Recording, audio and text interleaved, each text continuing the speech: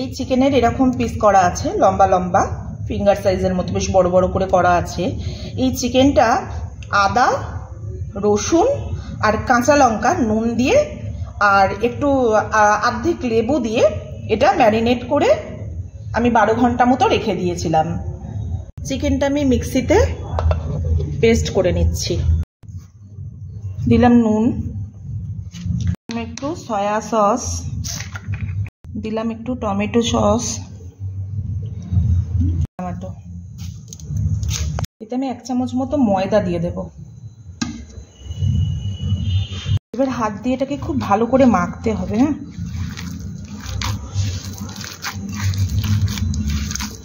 দেখো এটা বেড ক্রাম আছে আর এটা ময়দা। হ্যাঁ, এবার এই যে এটা তৈরি করলাম, এইটা গোল গোল আকারে আমি একটু গড়ে নিলাম, নিয়ে আর এটা কিন্তু 2টো হাত ব্যবহার করতে হবে। এই ময়দাটা এর মধ্যে একটু লাগিয়ে নিলাম।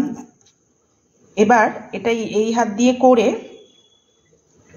ওগুলোকে ভালো করে এই ময়দা মাখিয়ে নিলাম। হ্যাঁ, একটু তাহলে নিলে ওই ডিমের কোটিংটা করতে খুব সুবিধা হবে।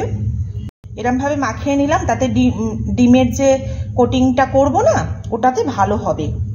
ওই আগে আমি ময়দা এতে ভালোভাবে কোটিং করে নেব। এ দেখো আমি সব এরকম আলাদা আলাদা করে সব কোট করে নিয়ে রেখেছি। এইবার ডিমের গোলায় চুবিয়ে আবার একটু ব্রেড ক্যাম দেবো। এই এক একটাকে আবার এই ডিমের গোলায় চুবাবো, আবার ময়দায় দেব, দিয়ে আবার এর মধ্যে ময়দাটা মাখাবো। আর এটা দেবার পরে আমি কি করব, এই যে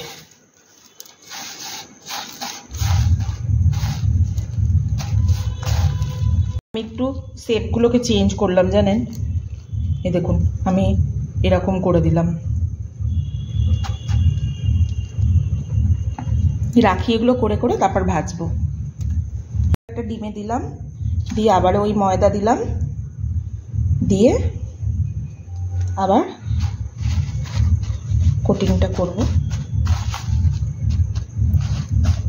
তেলটা আমার এখানে তৈরি হয়ে গেছে, এবার আমি ছেড়ে দিচ্ছি।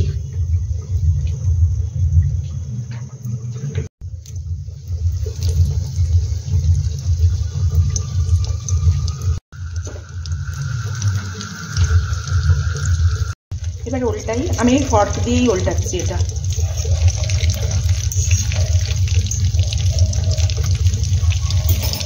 আবার এক পিঠ উল্টে দিই, বেশ সুন্দর গন্ধ বেরিয়েছে।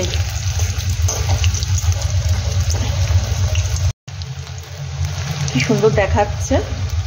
এবার তুলে নেব, হয়ে গেছে। তুলে নেব, হয়ে গেছে।